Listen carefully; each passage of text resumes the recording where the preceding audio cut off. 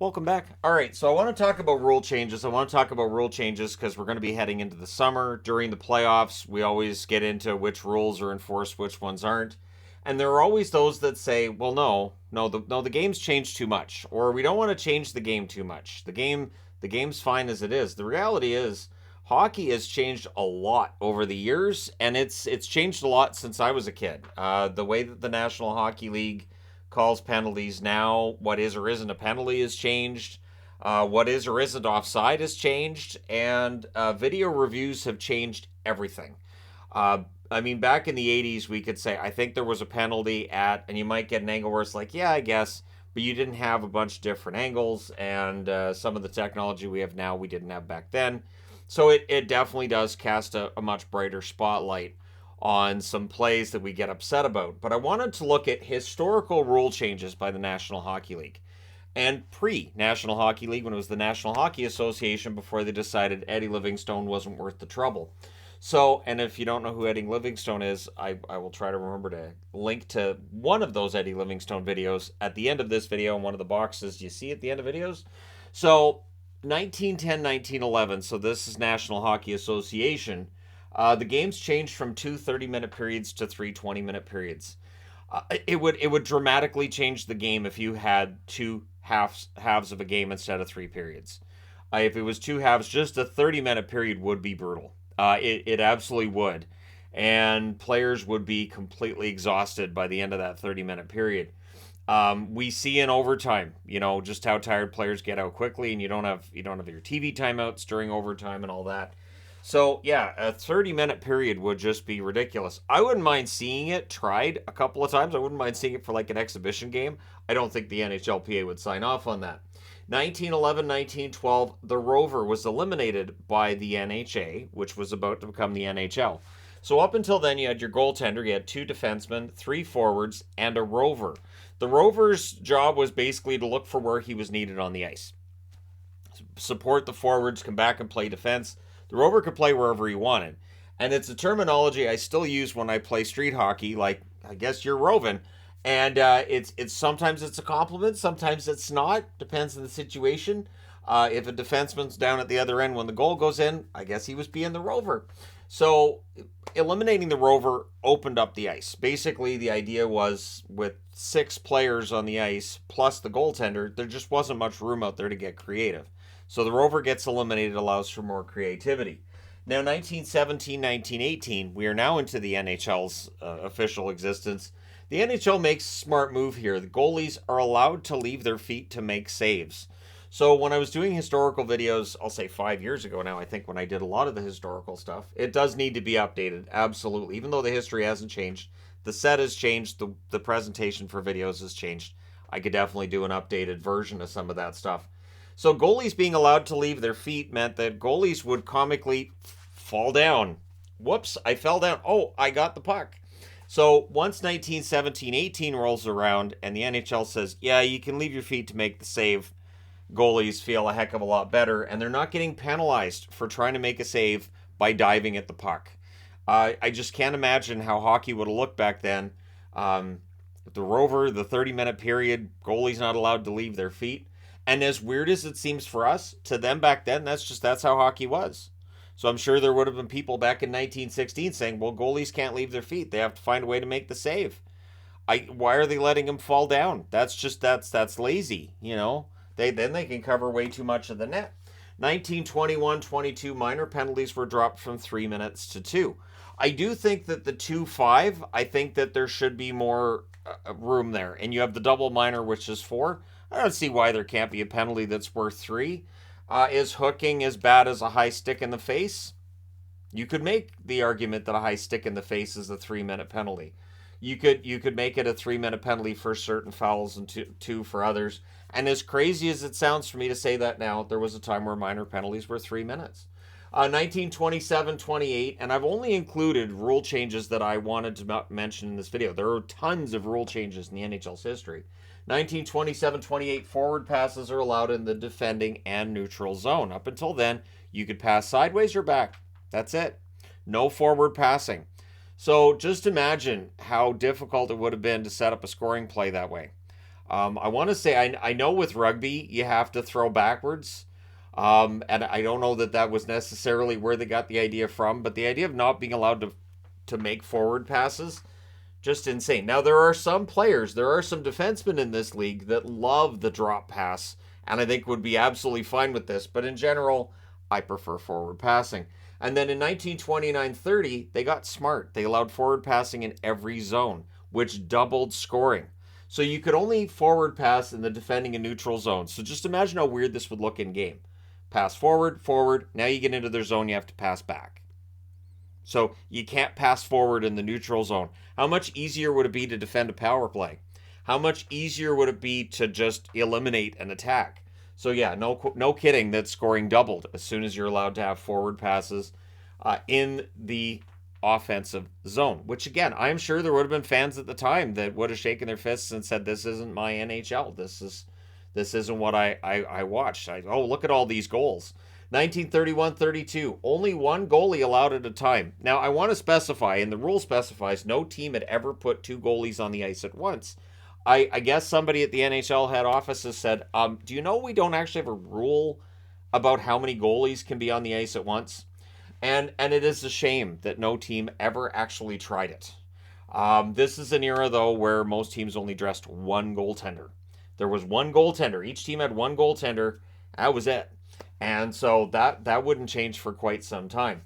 1940-41, flooding the ice between periods became the standard. So the Zamboni between periods, before then, some teams did it, but you didn't have to. And there was no regulation about it. And so the NHL made it so that, yeah, flooding the ice was required. I can't imagine in a game that goes to, say, double overtime, how rough the ice would be without that flooding of the ice in between periods. It would just, a game would be a slog at that point. It'd be really, really tough to watch. Yeah, the ice would get chewed up. I mean, look how many games we have now where they're trying to do ice repairs, say 5 minutes into a period, because there's a portion of the ice that's been chewed up. I can't imagine over a full game how chewed up that ice would get. 1943-44 is the beginning of the modern era.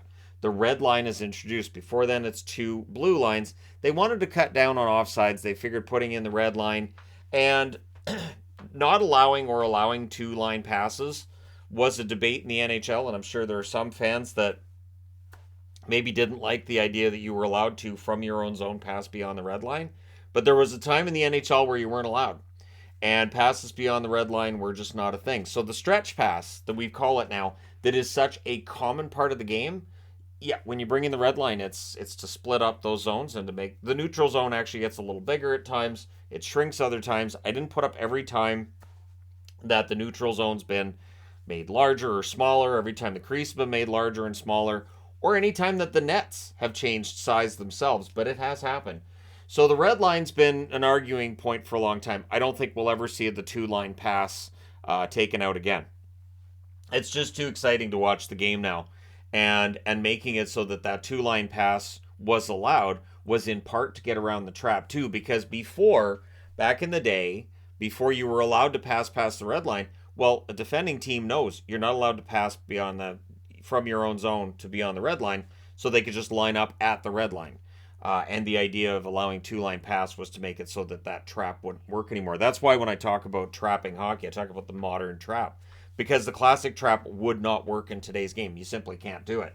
1949-50, the ice surface is painted white. It is very easy for us as hockey fans to look down at the ice and just not think about the fact that there's white paint that's making it white. Before then, it isn't. And if you look back at old black and white pictures from back then, before the ice surface was painted white, you can tell that the ice surface wasn't painted.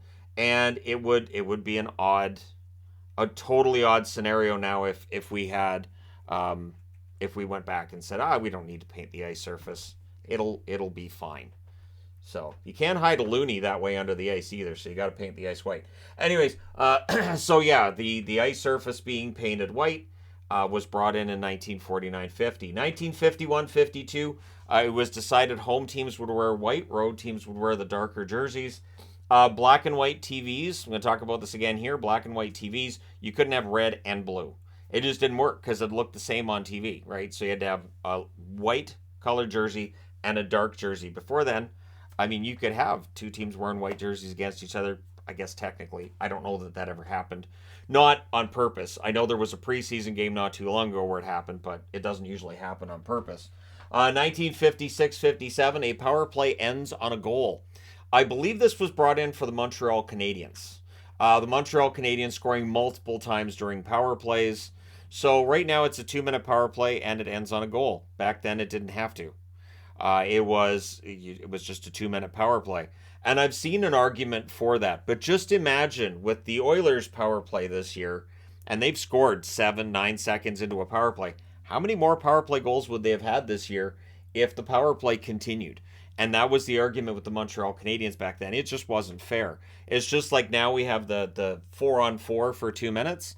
That was wiped out in the 80s for a while because the Edmonton Oilers, it looked like did it on purpose just to get extra space out there, and they were lethal 4-on-4. So the NHL made it so if it was offsetting penalties, it stayed 5-on-5. The NHL has amended rules because of one team, and power play ending on a goal. Again, I'm pretty sure it was the Montreal Canadiens in the 50s that made that rule change happen. 1964-65. This is one that I had a chuckle about when I read it. No body contact on faceoffs. So it's simple, right? And again, if you played floor hockey or street hockey, you know that, you can kind of throw a shoulder. Again, against friends, just a casual little game. Somebody comes in to drop the ball or the puck and you kind of give them a little bit of this. Yeah, so in the NHL, it was okay for body contact until then. 1964-65. And then they said, no body contact on the face-off. I can't imagine how ridiculous face-offs would look if you were allowed to have body contact, and just how much more dominant Joel Otto would have been back in the 80s had he been allowed to have body contact on the face-off.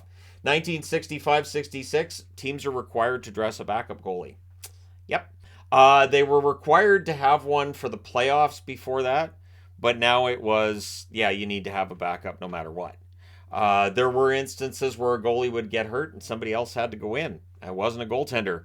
And so, you had to have a backup 65-66. Can you imagine now if an NHL team, if that rule changed, if an NHL team actually dressed one goaltender, just the amount of panic you would have and the amount of people throwing their arms up going, what are you doing? Your goalie gets hurt and you don't have a backup. Then you have to go to the emergency backup right away.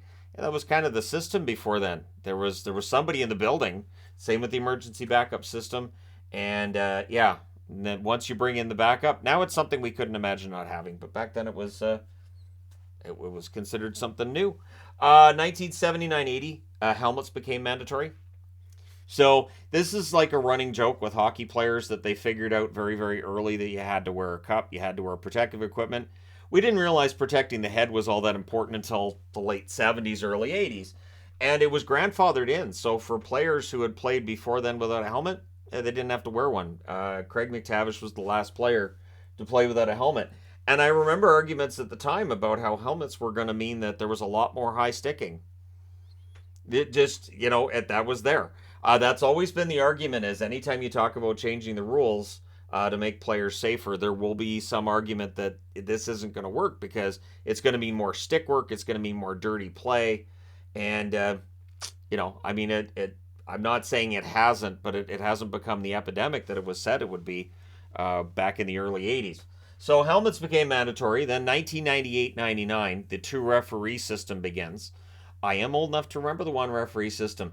And the 2 referees started as an experiment. Honestly, I didn't enjoy the games as much. I actually preferred the games with 1 referee to 2. I did think that the ice got a little bit more crowded with 2 referees. It may be part of the reason why I still argue that, having one on the ice and one that's watching the action from off the ice to verify whether or not it's a good call, I think that works. Leaving more space on the ice for players and less of a chance of pucks bouncing off of officials. There's always complaining after games about, well, that one bounced off the ref. Yep, happens all the time. And the 2-referee system definitely made it so that's more likely. Now, at the same time, it meant that referees just had to police one end of the ice, so odds are they skate a lot less than they used to, and it might mean that for referees it make things a little bit easier. But at the same time, the 2-referee system does have its drawbacks. 2003-2004, home teams wear dark jerseys, road teams wear white.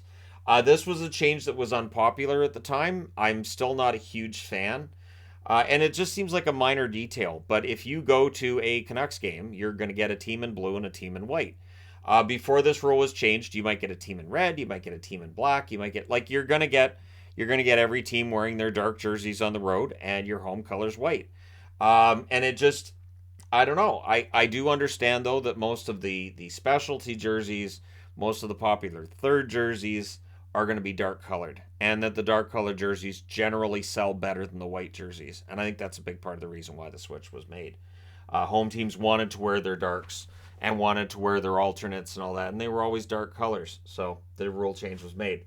2011 2012, rules are amended to address contact with the head. So in 1979-80, we decided helmets should be used to protect the head.